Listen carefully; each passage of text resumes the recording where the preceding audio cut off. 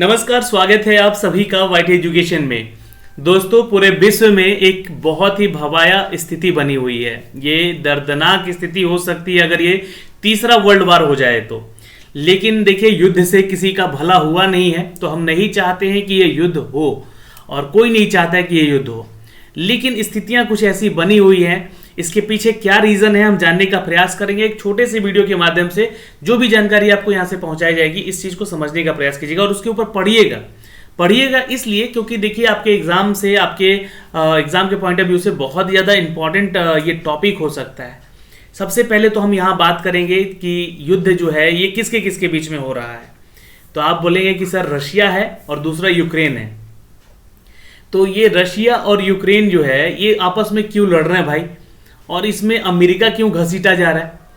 तो यहाँ पे देखिए, कोई भी अगर युद्ध होता है, कोई भी लड़ाई होती है, चाहे वो घर की लड़ाई हो या बाहर की लड़ाई हो या विश्व स्तर पे लड़ाई हो, तो उसके पीछे दो कारण तो होते हैं।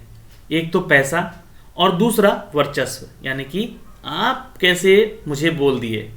तो ये चीज़ें हैं यहाँ पे। तो रशिया और अमेरिका जो विश्व की बड़ी शक्तिशाली देशों में से एक हैं। रशिया चाहता है कि इसमें अमेरिका हस्तक्षेप ना करे और ना ही उसके वो संगठन जो कि नाटो कहलाते हैं, ये नॉर्थ अटलांटिक टेरिटरी ऑर्गेनाइजेशन जो है, ये हस्तक्षेप ना करे। ये नाटो क्या है पहले हम समझते हैं और उसके बाद हम चर्चा करते हैं। दोस्तों, नाटो जो है एक संगठन है जिसमें कि यूएसए के साथ साथ वो 29 ऐसे देश शामिल हैं जिनका कहना है कि अगर आप हम पर हमला करते हैं, कोई भी देश, तो वो हमला सीधे यूएसए पर हमला समझा जाएगा। यानी कि अगर आप नाटो में शामिल हैं, आप जो कंट्री हैं नाटो में शामिल हैं, तो आपके साथ कौन खड़ा है? तो यूएसए यानी कि यूनाइटेड स्टेट ऑफ अमेरिका खड़ा है। दूसरी चीज़ें, ये तो हो गई भाई पहली।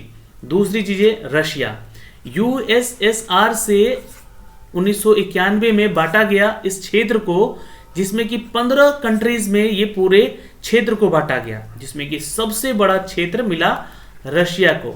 और सबसे बड़ा देश देखिए, इसमें पोलैंड था, बेलारूस था, हंगरी था, रोमानिया था, यूक्रेन था। ये बहुत ऐसे कंट्रीज थे जो कि अलग हुए यूएसएसआर को टूटने के बाद, लेकिन सबसे बड़ा क्षेत्र बना रशिया।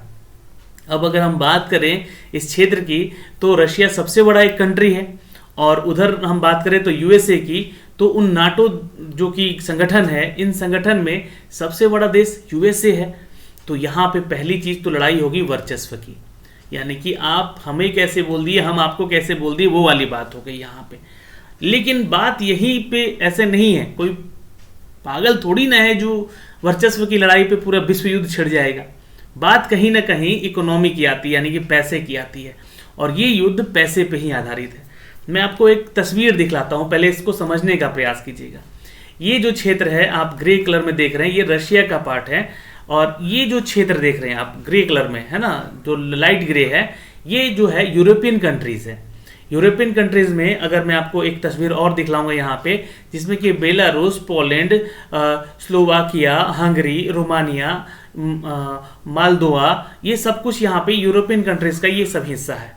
ठीक है, अब ये जो तस्वीरें आप देख रहे हैं यहाँ पे, इसमें तो समझ में आ गया कि अगर ये पूरा हिस्सा, अगर मैं ये फिगर में देखूं, तो ये येलो वाला पार्ट जो है ये पूरा का पूरा यूक्रेन है, और इसका अगर मैं दो हिस्सा कर दूं यहाँ से, तो ये रशिया और ये यूरोपियन कंट्री।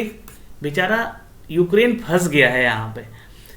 इसको जब यूएसएसआर को तोड़ा गया तो ये एक अपना स्वतंत्र देश बना।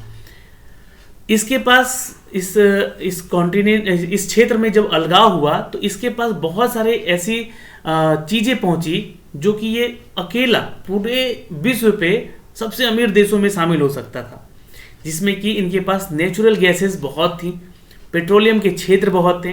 यहाँ पे ब्लैक सी है, सी ऑफ ओजोव है, जो कि इनको खनिज संपदाओं से भरता है, यानी कि इनके पास पैसा है। सीधी सी बात है, छोटा कंट्री बन गया ये रशिया और यूएसए के बीच में, जिसको कि अब ये लोग चाहते हैं कि हम कब्जा कर लें इस पे।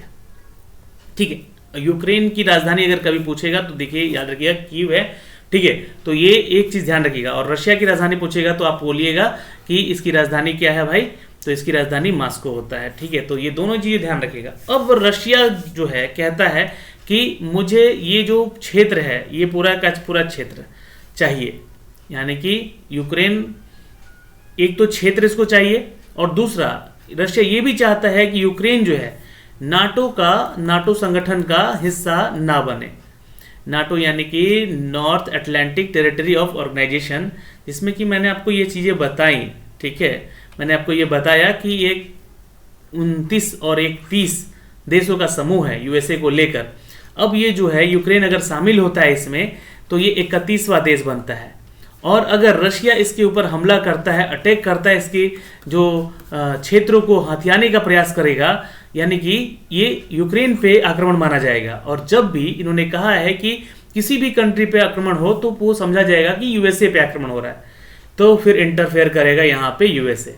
लड़ाई फिर बड़ों की आ गई है भाई यार, वर्चस्व वाली लड़ाई आ गई यहाँ पे। तो 31 देशों में से अगर किसी के ऊपर हमला हुआ तो ये यूएसए के ऊपर हमला माना जाएगा, तो रशिया के ऊपर हमला हो सकता है। इसलिए रशिया चाहता नहीं है कि ये नाटो के संगठन में जाकर मिले, और जब भी ऐसी कुछ बात होती है, विवाद होता है, तो ये रशिया हस्तक्षेप करने लगता है, यहाँ पे युद्ध करने लगता है। आपको बता देना चाहेंगे एक चीज़ यहाँ से इस फिगर के जरिए, देखिए बहुत इंपॉर्टेंट फैक्ट है, 2014 की घटना है। देखिए मैं आपको पुराना चीज़ क्यों बता रहा हूँ, क्योंकि ये लड़ाई एक दिन की है नहीं कि आज रशिया उठा और यूएसए उठा लड़ाई चालू कर दी, बहुत पुराना है।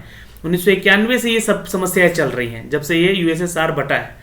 2014 में रशिया ने क्या किया कि ये क्रीमिया वाला जो क्षेत्र है इस पे अटैक कर दिया। अब इस पे जो अटैक किया इन्होंने, ये अटैक करके अपने कब्जे में कर लिया, यानी कि जो क्रीमिया वाला पार्ट है ये किसका है आज, तो रशिया का है। अब ये धीरे धीरे क्या चाहते हैं कि ये जो हिस्सा है ये भी हमारे अंडर में आ जाए। इसके पीछे इन्होंने क्या तथ्य रखा है कि क्यों आखिर हम चाहते हैं कि ये जो क्षेत्र है हमारे अंडर मिले। क्योंकि ये देखिए यहाँ पे 2 क्षेत्र हैं, पहला कि यहाँ पे है डोनेक्स, जो कि आपको यहाँ से ये क्षेत्र दिख रहा होगा, और दूसरा है लोशाक, ठीक है। तो ये लोशाक जो है क्षेत्र और ये डोनेक्स जो क्षेत्र है, ये चाहता है रशिया कि हमारे अंडर आ जाए। यहाँ के जो निवासी हैं, यहाँ के जो रहने वाले लोग हैं, वो देखिए पहले तो यूएसएसआर ही हुआ करता था ये, तो यानी कि रशियन ही कॉन्टिनेंट में था ये।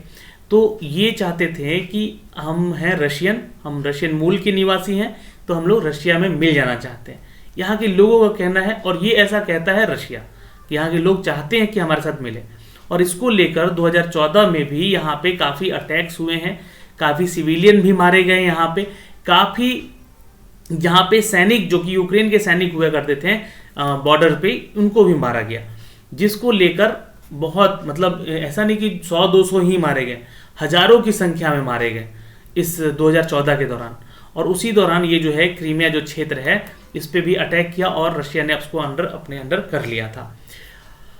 अब भाई बात यहाँ होगी कि किसी को बार बार आप नोचते जाएंगे, खाते जाएंगे, तो वो तो आपसे उखड़ेगा ही। और यूक्रेन चाहता है कि हम नाटो का सदस्य बन जाए, और जो ये रिसोर्सेज हैं यहाँ से जितने भी हमारे पास रिसोर्सेज हैं, प्राकृतिक गैस के हों या फिर पेट्रोलियम के हों, ये हम बिजनेस जो है यूरोपियन कंट्री के साथ कर सके, और एक ये जो है रास्ता यहाँ से बन जाए हमारा, जो कि हमें बिजनेस करने का जरिया मिल जाए, और हम जो है पूरे देश यूक्रेन को आगे लेकर जा सकें, और नाटो के साथ मिलकर ही हमारा संभव सब काम हो सकता है।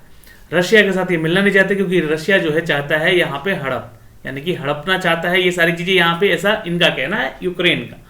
तो इसलिए ये चाहते हैं कि हम नाटो में मिलें।